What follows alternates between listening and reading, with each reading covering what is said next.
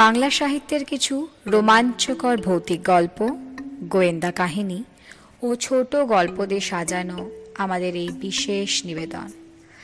আজকের এপিসোডে আপনারা শুনবেন শ্রী সত্যজিৎ রায়ের লেখা বিপিন চৌধুরীর স্মৃতিভ্রম।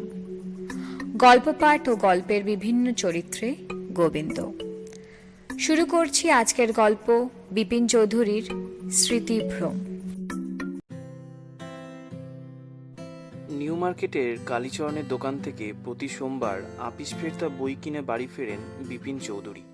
যত রাজ্যের ডিটেকটিভ বই, রহস্যের বই আর ভূতের গল্প একসঙ্গে অন্তত খান পাঁচেক বই না কিনলে তার এক সপ্তাহের খোরাক হয় না। বাড়িতে তিনি একা মানুষ, লোকের সঙ্গে মেলামেশা তার ধাতে আসে না। আড্ডার বাতিক নেই, বন্ধু পরিজনের সংখ্যাও কম। সন্ধ্যায় তার বাড়িতে যেসব কাজের লোক আসেন তারা কাজের কথা সেরে উঠে চলে যান।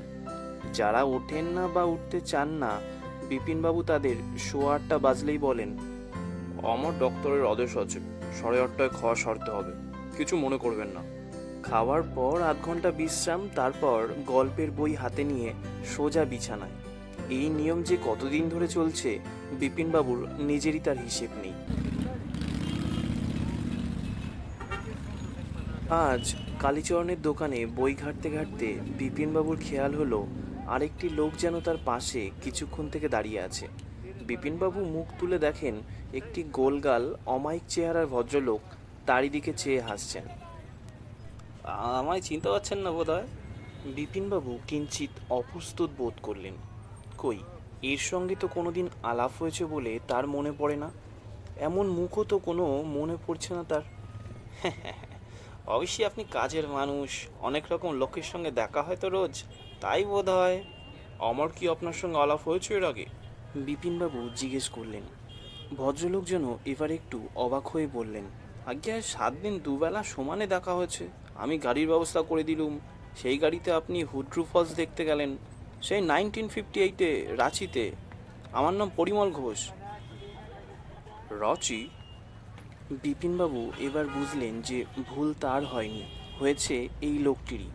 কারণ বিপিনবাবু কোনোদিন রাঁচি যাননি। যাওয়ার কথা হয়েছে অনেকবার, কিন্তু শেষ পর্যন্ত যাওয়া হয়ে ওঠেনি। এবার বিপিনবাবু একটু হেসে বললেন, আমি কে তা আপনি জানেন কি? ভদ্রলোক চোখ কপালে তুলে জিভ কেটে বললেন, আপনি কে তা জানবো না? বলেন কি, বিপিন চৌধুরীকে কে না জানে? বিপিনবাবু এবার বইয়ের দিকে দৃষ্টি দিয়ে মৃদুস্বরে বললেন, কিন্তু তাও আপনার ভুল হয়েছে, ওরকম হয় মাঝে মাঝে। আমি রাঁচি যাইনি কখনো। ভদ্রলোক এবার বেশ জোরে হেসে উঠলেন। কি বলছেন মিস্টার চৌধুরী? ঝর্ণা দেখতে গিয়ে পাথরে হোঁচট খেয়ে আপনার হাঁটু ছড়ে গেল, আমি শেষটায় আয়োডিন এনে দিলুম। পরদিন নেতারহাট যাওয়ার জন্য আমি গাড়ি ঠিক করেছিলুম, আপনি পায়ের ব্যথার জন্য যেতে পারলেন না, কিচ্ছু মনে পড়ছে না? আপনার চেনা আরেকজন লোকও তো গেছিলেন সেবারে, দীনেশ মুখুজ্জে। আপনি ছিলেন একটা বাংলো ভাড়া করে, বললেন হোটেলের খাবার আপনার ভালো লাগে না, তার চেয়ে বাবুর্চি দিয়ে রান্না করিয়ে নেওয়া ভালো।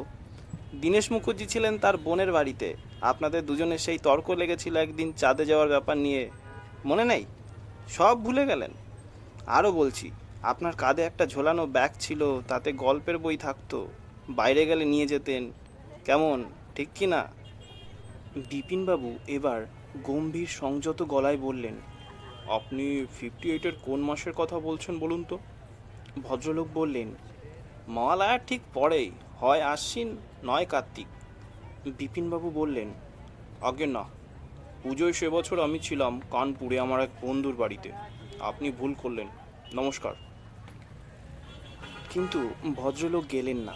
অবাক অপলক দৃষ্টিতে বিপিনবাবুর দিকে চেয়ে বিড়বিড় করে বলে যেতে লাগলেন, কি আশ্চর্য, একদিন সন্ধ্যাবেলা আপনার বাংলোর দাওয়ায় বসে চা খেলুম, আপনি আপনার ফ্যামিলির কথা বললেন, বললেন আপনার ছেলেপিলে নেই, আপনার স্ত্রী 12-13 বছর আগে মারা গেছেন, একমাত্র ভাই পাগল ছিলেন, তাই আপনি পাগলাগারদ দেখতে চাইলেন না, বললেন ভাইয়ের কথা মনে পড়ে যায়। বিপিনবাবু যখন বইয়ের দামটা দিয়ে দোকান থেকে বেরোচ্ছেন, তখনও ভদ্রলোক তার দিকে ফ্যাল ফ্যাল করে চেয়ে আছেন। বার্ট্রাম স্ট্রিটে লাইট হাউস সিনেমার গায়ে বিপিন চৌধুরীর বুইক গাড়িটা দাঁড়ানো ছিল। তিনি গাড়িতে পৌঁছে ড্রাইভারকে বললেন, একটু গঙ্গার ধারটায় ঘুরে চলো তো সীতারাম। চলন্ত গাড়িতে বসে মাথাটা একটু ঠান্ডা হতেই বিপিনবাবুর আফসোস হলো, বাজে ভণ্ড লোকটাকে এতটা সময় কেন মিছিমিছি দিলেন তিনি। রাঁচি তো তিনি যাননি, কখনোই যেতে পারেন না। মাত্র 6-7 বছর আগেকার স্মৃতি মানুষে অত সহজে ভুলতে পারে না। এক যদি না। বিপিনবাবুর মাথা হঠাৎ বন করে ঘুরে গেল। এক যদি না তার মাথা খারাপ হয়ে গিয়ে থাকে। কিন্তু তাই বা হয় কি করে? তিনি তো দিব্যি আপিসে কাজ করে যাচ্ছেন। এত বিরাট আপিস, এত দায়িত্বপূর্ণ কাজ, কোথাও তো কোনো ত্রুটি হচ্ছে বলে তিনি জানেন না। আজও তো একটা জরুরি মিটিংয়ে 1/2 ঘন্টার বক্তৃতা দিয়েছেন তিনি। আশ্চর্য! অথচ লোকটা তার এত খবর রাখলো কি করে? এ যে একেবারে নারী নক্ষত্র জেনে বসে আছে। বইয়ের ব্যাগ, স্ত্রীর মৃত্যু, ভাইয়ের মাথা খারাপ। ভুল করেছে কেবল ওই রাঁচির ব্যাপারে। ভুল কেন? জেনে শুনে মিথ্যে বলছে। 58 সালের পুজোয় তিনি রাঁচি যাননি, গিয়েছিলেন কানপুরে তার বন্ধু হরিদাস বাগচির বাড়িতে। হরিদাসকে লিখলেই না, হরিদাসকে লেখার উপায় নেই। বিপিনবাবুর হঠাৎ খেয়াল হলো হরিদাস বাগচি আজ মাসখানেক হলো সস্ত্রীক জাপানে গেছেন তার ব্যবসার ব্যাপারে। জাপানের ঠিকানা বিপিনবাবু জানেন না, কাজেই চিঠি লিখে প্রমাণ আনানোর রাস্তা বন্ধ। কিন্তু প্রমাণের প্রয়োজনটাই বা কোথায়? এমন যদি হতো 1958 সালের আশ্বিন মাসে রাঁচিতে কোনো খুনের জন্য পুলিশ তাকে দায়ী করার চেষ্টা করছে, তখনই তার চিঠির প্রয়োজন হতো হরিদাস বাগচির কাছ থেকে। এখন তো প্রমাণের কোনো দরকার নেই। তিনি নিজে জানেন তিনি রাঁচি যাননি, ব্যাস ল্যাটা চুকে গেল। গঙ্গার হাওয়াতে বিপিন চৌধুরীর মাথা অনেক ঠান্ডা হলেও মনের মধ্যে একটা খটকা, একটা অস্বস্তি বোধ যেন থেকেই গেল। হেস্টিংসের কাছাকাছি এসে বিপিনবাবু তার প্যান্টের কাপড়টা গুটিয়ে উপরে তুলে দেখলেন যে ডান হাঁটুতে একটা 1 ইঞ্চি লম্বা কাটা দাগ রয়েছে। সেটা কবেকার দাগ তা বোঝার কোনো উপায় নেই। ছেলেবেলা কি কখনো হোঁচট খেয়ে হাঁটু ছড়েনি বিপিনবাবুর? অনেক চেষ্টা করেও সেটা তিনি মনে করতে পারলেন না। চড়কডাঙ্গার মোড়ের কাছাকাছি এসে তার দীনেশ মুখার্জির কথাটা মনে পড়ল। লোকটা বলেছিল দীনেশ মুখার্জি ছিল রাঁচিতে ওই একই সময়ে। তাহলে দীনেশকে জিজ্ঞেস করলেই তো হয়। সে থাকে কাছেই, বেনীনন্দন স্ট্রিটে। এখনই যাবেন কি তার কাছে? কিন্তু যদি রাঁচি যাওয়ার ব্যাপারটা মিথ্যেই হয়, তাহলে দীনেশকে সে সম্বন্ধে কিছু জিজ্ঞেস করতে গেলে সে তো বিপিনবাবুকে পাগল ঠাওরাবে। না না, এ ছেলে মানুষই তার পক্ষে কিছুতেই সম্ভব নয়। নিজেকে সেদে সেদে এইভাবে বোকা বানানো কোনো মতেই চলতে পারে না। আর দীনেশের বিদ্রূপ সে যে কত নির্মম হতে পারে তার অভিজ্ঞতা বিপিনবাবুর আছে। বাড়ি এসে ঠান্ডা ঘরে বসে ঠান্ডা শরবত খেয়ে বিপিনবাবুর উদ্বেগটা অনেক কম বলে মনে হলো। যত সব বাউন্ডুলের দল, নিজেদের কাজকর্ম নেই, তাই কাজের লোকেদের ধরে ধরে বিব্রত করা। রাত্রে খাওয়া দাওয়া সেরে বিছানায় শুয়ে নতুন বইটা পড়তে পড়তে বিপিনবাবু নিউ মার্কেটের ভদ্রলোকটির কথা ভুলেই গেলেন। পরদিন আপিসে কাজ করতে করতে বিপিনবাবু লক্ষ্য করলেন যে যতই সময় যাচ্ছে ততই যেন গতকালের ঘটনাটা তার স্মৃতিতে আরও বেশি স্পষ্ট হয়ে আসছে। সেই গোলগাল মুখ, সেই ঢুলুঢুলু অমায়িক চাহনি, আর সেই হাসি। তার এত ভেতরের খবরই যদি লোকটা নির্ভুল জেনে থাকে, তবে রাঁচির ব্যাপারটায় সে এত ভুল করলো কি করে? লাঞ্চের ঠিক আগে, অর্থাৎ 1:05 সময়ে বিপিনবাবু আর থাকতে না পেরে টেলিফোনের ডিরেক্টরিটা খুলে বসলেন। দীনেশ মুখার্জিকে ফোন করতে হবে একটা। ফোনই ভালো, অপ্রস্তুত হওয়ার সম্ভাবনাটা কম। 235616 বিপিনবাবু ডায়াল করলেন। হ্যালো, কে? দীনেশ, আমি বিপিন কথা বলছি। কি খবর? 58-এর একটা ঘটনা তোমার মনে আছে কি না জানবার জন্য ফোন করেছি। 58? কি ঘটনা? সে বছরটা তুমি কি কলকাতাতেই ছিলে? আগে সেইটা আমার জানা দরকার। দাঁড়াও দাঁড়াও, 58, 58, দাঁড়াও আমার ডায়েরিটা দেখি, একটু ধরো। একটুক্ষণ চুপচাপ বিপিনবাবু তার বুকের ভেতরে একটা দুরু দুরু কাঁপুনি অনুভব করলেন। প্রায় 1 মিনিট পরে আবার দীনেশ মুখার্জির গলা পাওয়া গেল। হ্যাঁ পেয়েছি, আমি বাইরে গেছিলাম 2বার। কোথায়?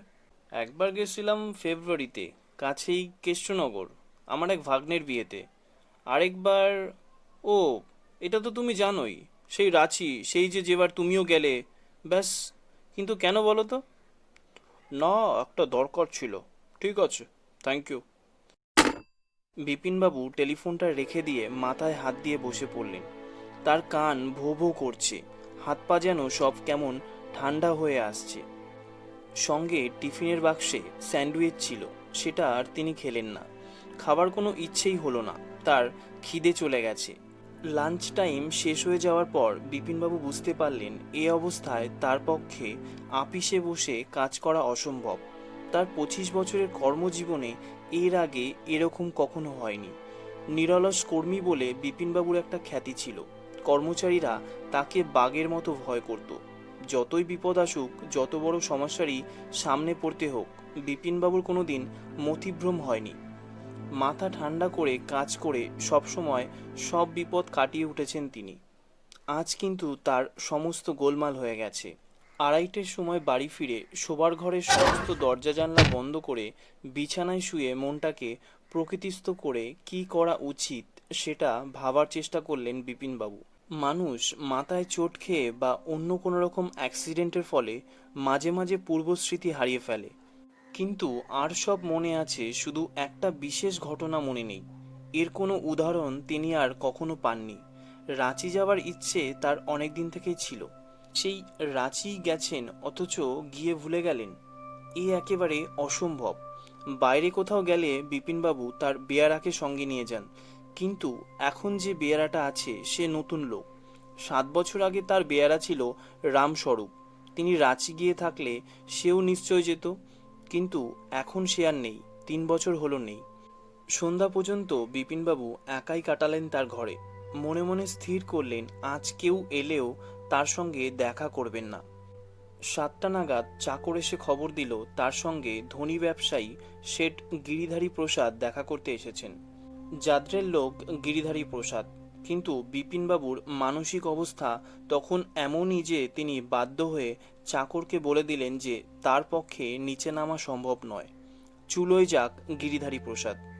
7:30টায় আবার চাকরের আগমন। বিপিনবাবু তখন সবে একটু তন্দ্রার ভাব এসেছে, একটা দুঃস্বপ্নের গোড়াটা শুরু হয়েছে। এমন সময় চাকরের ডাকে তার ঘুম ভেঙে গেল। আবার কি এলো? চাকর বলল, আজ্ঞা চুনি বাবু বলছে ভীষণ জরুরি দরকার। দরকার যে কি তা বিপিনবাবু জানেন। চুনি তার স্কুলের সহপাঠী, সম্প্রতি দুরবস্থায় পড়েছে। কদিন থেকেই তার কাছে আসছে একটা কোনো চাকরির আশায়। বিপিনবাবুর পক্ষে তার জন্য কিছু করা সম্ভব নয়, তাই প্রতিবারই তিনি তাকে না বলে দিয়েছেন। আচ্ছা নাছোড়বান্দা লোক তো চুনি। বিপিনবাবু অত্যন্ত বিরক্তভাবে চাকরটাকে দিয়ে বলে পাঠালেন যে শুধু আজ নয়, বেশ কিছুদিন তার পক্ষে চুনির সঙ্গে দেখা করা সম্ভব হবে না।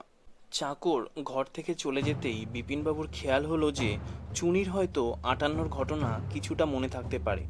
তাকে একবার জিজ্ঞেস করাতে দোষ কি? বিপিনবাবু তরতরিয়ে সিঁড়ি দিয়ে নেমে বৈঠকখানায় হাজির হলেন। চুনি যাওয়ার জন্য উঠে পড়েছিল।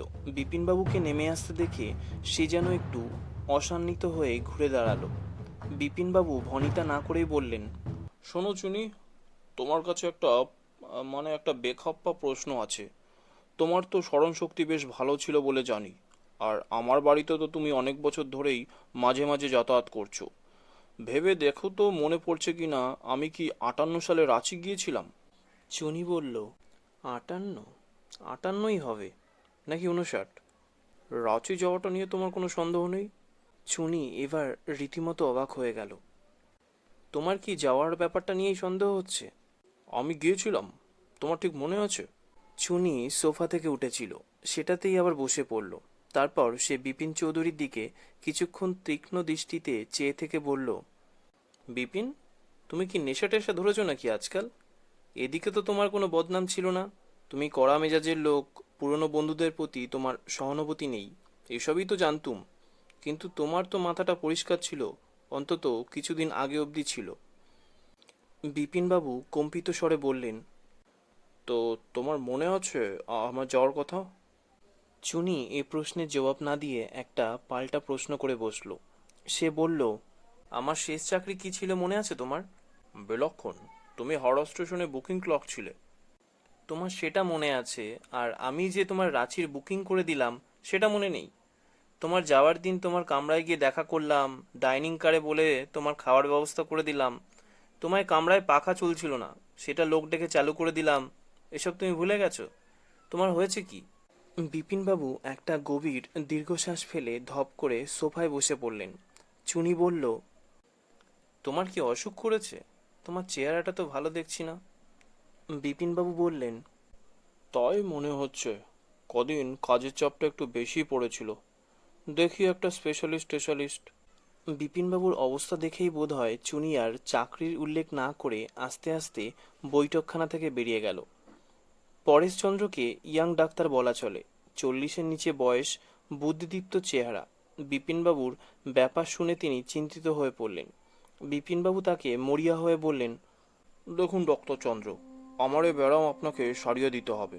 আপিস কামাই করার ফলে যে কি ক্ষতি হচ্ছে আমার ব্যবসার, তা আমি বোঝাতে পারবো না। আজকাল তো অনেক ওষুধ বেরিয়েছে, আমার এই ব্যারামের জন্য কি কিছু নেই? আমি যত টাকা লাগে দেবো, যদি বিদেশ থেকে ওষুধ আনাবার দরকার হয় তারও ব্যবস্থা করব, কিন্তু এ রোগ আপনাকে সারাতেই হবে। ডাক্তার একটু ভেবেচিন্তে মাথা নেড়ে বললেন, ব্যাপারটা কি জানেন মিস্টার চৌধুরী, আমার কাছে এই রোগ একেবারে নতুন জিনিস, আমার অভিজ্ঞতার একেবারে বাইরে। তবে একটা মাত্র উপায় আমি বলতে পারি, ফল হবে কিনা জানি না, কিন্তু চেষ্টা করে দেখতে পারেন, ক্ষতির কোনো আশঙ্কা নেই। বিপিনবাবু উদ্গ্রীব হয়ে কনুইয়ে ভর দিয়ে উঠে বসলেন। ডাক্তার বললেন, আমার যতদূর মনে হচ্ছে এবং আমার বিশ্বাস আপনারও এখন তাই ধারণা যে আপনি সত্যি রাঁচি গিয়েছিলেন, কিন্তু যে কোনো কারণেই হোক এই যাওয়ার ব্যাপারটা আপনি বেমালুম ভুলে গেছেন। আমি সাজেস্ট করছি যে আপনি আরেকবার রাঁচি যান, তাহলে হয়তো জায়গাটা দেখে আপনার আগের ট্রিপের কথাটা মনে পড়ে যাবে। এটাও অসম্ভব নয়, আজ এই মুহূর্তে তো বেশি কিছু করা সম্ভব নয়। আমি আপনাকে একটি বড়ি লিখে দিচ্ছি, সেটা খেলে হয়তো ঘুমটা হবে। ঘুমটা দরকার, না হলে আপনার অশান্তি এবং তার সঙ্গে সঙ্গে আপনার অসুখও বেড়ে যাবে। আপনি একটা কাগজ দিন, আমি ওষুধটা লিখে দিচ্ছি। বড়ির জন্যই হোক বা ডাক্তারের পরামর্শের জন্যই হোক, বিপিনবাবু পরদিন সকালে অপেক্ষাকৃত সুস্থ বোধ করলেন। প্রাতকালীন জলযোগ সেরে আপিসে টেলিফোন করে কিছু ইনস্ট্রাকশন দিয়ে সেই দিনই রাত্রের জন্য রাঁচির টিকিট কিনলেন। পরদিন রাঁচি স্টেশনে নেমেই তিনি বুঝলেন এই জায়গায় তিনি কোশমিন কালেও আসেননি। স্টেশন থেকে বেরিয়ে একটা গাড়ি করে এদিক ওদিক খানিকটা ঘুরে বুঝলেন যে এখানের রাস্তাঘাট, বাড়িঘর, প্রাকৃতিক দৃশ্য, মোড়াবাদি পাহাড়, হোটেল, বাংলো, কোনোটার সঙ্গেই তার বিন্দুমাত্র পরিচয় নেই। হুড্রু ফলস কি তিনি চিনতে পারবেন? জলপ্রপাতের দৃশ্য দেখলেই কি তার পুরনো কথা সব মনে পড়ে যাবে? নিজে সে কথা বিশ্বাস না করলেও পাছে কলকাতায় ফিরে অনুতাপ হয়, তাই একটা গাড়ির ব্যবস্থা করে দুপুরের দিকে হুড্রুর দিকে রওনা দিলেন।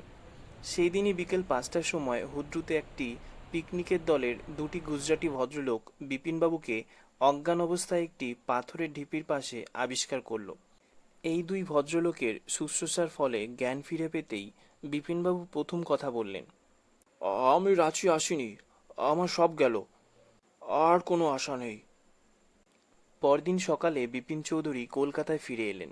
তিনি বুঝেছিলেন যে যদি না তিনি এই রহস্যের উদ্ঘাটন করতে পারেন তবে তার আর সত্যই কোনো আশা নেই। তার কর্মক্ষমতা, তার আত্মবিশ্বাস, তার উৎসাহ, বুদ্ধি বিবেচনা সবই তিনি ক্রমে ক্রমে হারাবেন। শেষে কি তাহলে তাকে সেই রাঁচির? এরপরে আর বিপিনবাবু ভাবতে পারেন না, ভাবতে চান না। বাড়ি ফিরে কোনো রকমে স্নান করে মাথায় বরফের থলি চাপা দিয়ে বিপিন চৌধুরী শয্যা নিলেন। চাকরকে বললেন ডাক্তার চন্দ্রকে ডেকে নিয়ে আসতে। চাকর যাবার আগে তার হাতে একটি চিঠি দিয়ে বলল, কে জানি ডাক বক্সে ফেলে দিয়ে গেছে। সবুজ খাম, তার উপরে লাল কালিতে লেখা, শ্রী বিপিন বিহারী চৌধুরী, জরুরি, একান্ত ব্যক্তিগত। অসুস্থতা সত্ত্বেও বিপিনবাবুর কেন জানি মনে হলো যে চিঠিটা তার পড়া দরকার। খাম খুলে দেখেন এই চিঠি। প্রিয় বিপিন, হঠাৎ বড়লোক হওয়ার কুফল যে তোমার মধ্যে এইভাবে দেখতে পাবো তা আশা করিনি। একজন দুস্থ বাল্যবন্ধুর জন্য একটা উপায় করে দেওয়া কি সত্যি তোমার পক্ষে এত অসম্ভব ছিল? আমার টাকা নেই, তাই ক্ষমতা সামান্যই। যে জিনিসটা আমার আছে সেটা হলো কল্পনা শক্তি। তারই সামান্য কিছুটা খরচ করে তোমার উপর সামান্য প্রতিশোধ নিলাম। নিউ মার্কেটে সেই ভদ্রলোকটি আমার প্রতিবেশী, বেশ ভালো অভিনেতা। দীনেশ মুখুজ্জে তোমার প্রতি সদয় নন, তাই তাকে হাত করতে কোনো অসুবিধা হয়নি। হাঁটুর দাগটার কথা নিশ্চয়ই মনে আছে, সেই চাঁদপাল ঘাটে আছাড় খাওয়া 1936 সনে। আর কি, এবার সেরে উঠবে। আমার একটি উপন্যাস এক প্রকাশকের পছন্দ হয়েছে, কয়েক মাস তাতেই কোনো রকমে চালিয়ে নেব। ইতি তোমার বন্ধু চুনিলাল। ডাক্তার চন্দ্র আসতেই বিপিনবাবু বললেন, ভালো আছি। রাঁচি স্টেশনে নেমেই সব মনে পড়ে গেল। ডাক্তার বললেন, ভেরি স্ট্রেঞ্জ, আপনার কেসটা একটা ডাক্তারি জার্নালে ছাপিয়ে দেবো ভাবছি। বিপিনবাবু বললেন, আপনাকে যেই জন্য ডাকা, দেখুন তো আমার কোমরে হাড়টা ভাঙলো কিনা। রাঁচিতে হোঁচট খেয়েছিলাম, টনটন করছে।